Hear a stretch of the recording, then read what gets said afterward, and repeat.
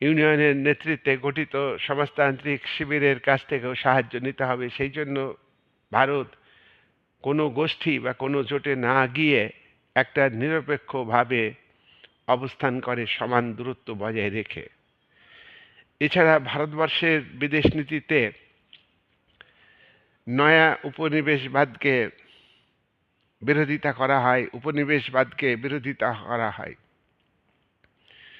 পৃথিবীর বহু দেশ, বহু ভূখণ্ড পরাধীন ছিল। ভারত স্বাধীনতা লাভের পর 1945 থেকে 1960 এই সময়ের মধ্যে পৃথিবীতে প্রায় 40টারও বেশি দেশ স্বাধীনতা লাভ করেছে। ভারতবর্ষ স্বাধীন হওয়ার পর এই স্বাধীনতা আন্দোলনগুলিকে সমর্থন করেছে, জাতীয় মুক্তি সংগ্রামকে সমর্থন করেছে ভারত। আর ভারত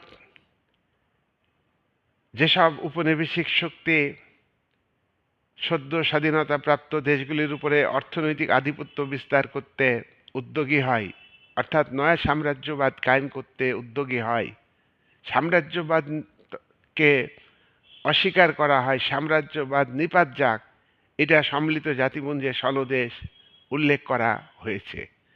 সুতরাং সাম্রাজ্যবাদী দেশগুলি সরাসরি সাম্রাজ্য বিস্তার করতে পারবে না, কিন্তু বিভিন্ন অজুহাতে সাম্রাজ্য বজায় রাখবে, সাম্রাজ্য বিস্তার করবে।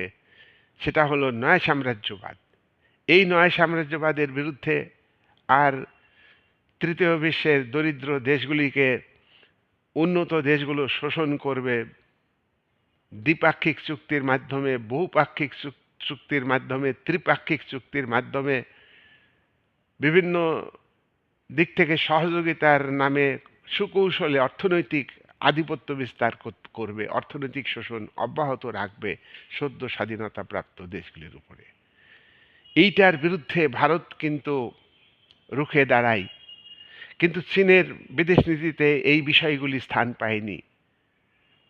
চীন জোট নিরপেক্ষ দেশের যে আন্দোলন, সেই আন্দোলনকে সমর্থন করেনি। তাহলে চীনের বিদেশ নীতিতে আমরা এটা লক্ষ্য করছি যে চীন সোভিয়েত ইউনিয়নের সঙ্গে প্রথমে সুসম্পর্ক বজায় রেখেছে, যেহেতু সোভিয়েত ইউনিয়ন সমাজতান্ত্রিক শিবিরের নেতৃত্ব দিচ্ছে, চীন তারই অন্তর্ভুক্ত চীন।